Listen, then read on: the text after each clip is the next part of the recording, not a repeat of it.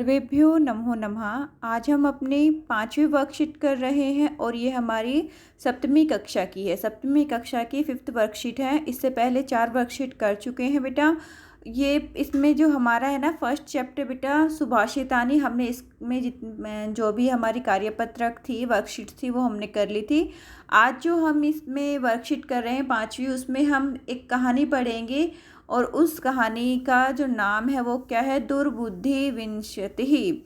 दुर्बुद्धि विनश्यति, दुष्ट बुद्धि वाले का नाश हो जाता है। ठीक है, दुष्ट बुद्धि वाले का क्या हो जाता है, नाश हो जाता है। विनश्यति, वी इसमें उपसर्ग है बेटा और नश धातु है, तो इतना आपको पता होना चाहिए। अब हम चैप्टर स्टार्ट करते हैं। इसमें आपको ये ध्यान देना है कि जितने भी शब्द है ना संस्कृत के, उसके नीचे उनका अर्थ भी दिया गया है। जैसे अस्ति मगध देशे फुल्लोत्पलः नामः सरः। मगध देश में अस्थि का मतलब क्या होता है, देखो अस्थि का मतलब क्या है होता है। और मगध देश है तो मगध देश का नाम आ ही गया है। फुल्लोत्पलः का मतलब फुल्लोत्पल नाम हो गया। सरहा का नाम का मतलब नामक हो गया। सरहा का अर्थ होता है तालाब, कि मगध देश में फुल्लोत्पल नाम का तालाब है। जब इसकी हम हिंदी बनाएंगे तो ऐसे लिखेंगे, तो आपको बहुत ही आसानी के द्वारा ये समझाया गया है बेटा। ये वर्कशीट बहुत ही इजी है, आप लोग इसको स्वयं भी कर सकते हो। ठीक है, तत्र है सकट विकटहु हंसौ निवस्तः। वहाँ पर सकट और विकट 2 हंस रहते थे। हंसहु इसलिए लिखा हुआ है क्योंकि यहाँ द्विवचन है, 2 हंस रहते थे। कम्बुगृह नाम कहा तयो मित्र एकम कुर्मः। ठीक है, अपि तत्रैव प्रतिवस्ति सम।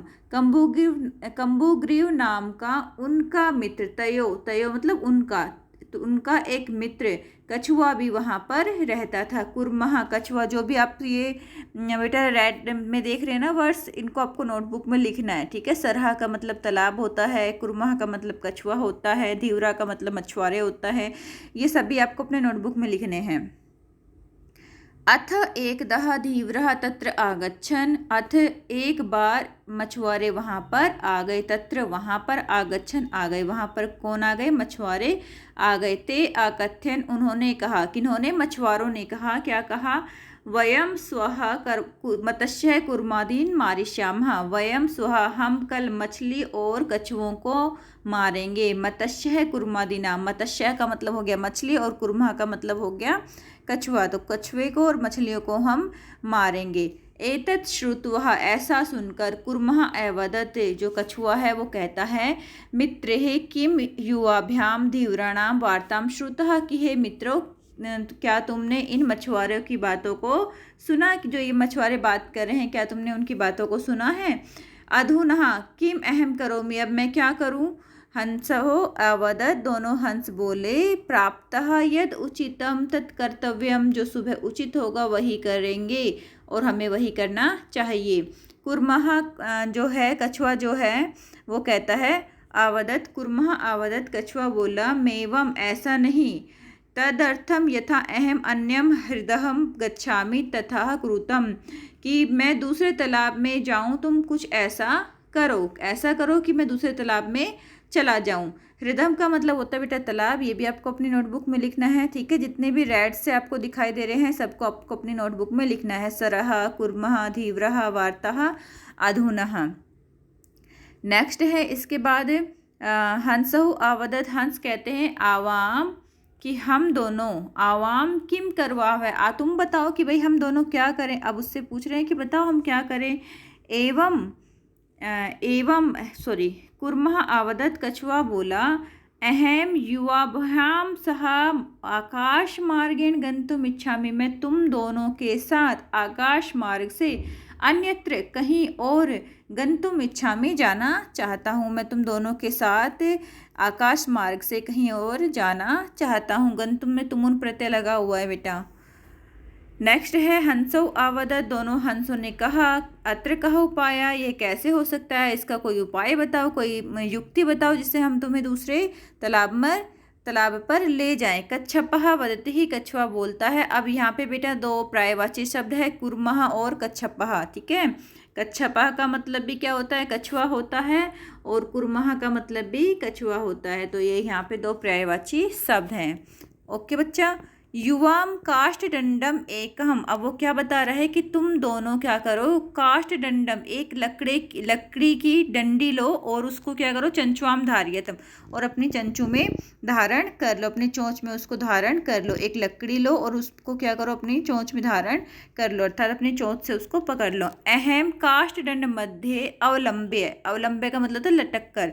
युवा पक्ष बलेन सुखेन गतवान, कि मैं तुम दोनों की मैं काष्ठदंड मध्य लकड़ी के डंडे के बीच में लटक जाऊंगा, अवलंब्य लटक कर। युव्यो पक्ष बलेन, तुम दोनों की पंखों के बल से सुखेन गंत्वा, सुखपूर्वक चला जाऊंगा। ठीक है, तो वो कह रहा है कि मैं वहाँ पे सुखपूर्वक चला जाऊंगा। हंसो अकथ्यताम, दोनों हंसों ने कहा, क्या कहा, संभवती ऐसा उपाय, क्या ऐसा उपाय हो सकता है, क्या ये संभव है। किंतु अत्र एक अपाय है अपि वर्तते, लेकिन इसमें एक हानि भी हो सकती है। अपाय का मतलब क्या होता है, हानि। ये भी आपको शब्द अपनी नोटबुक में लिखना है, अपाय हानि।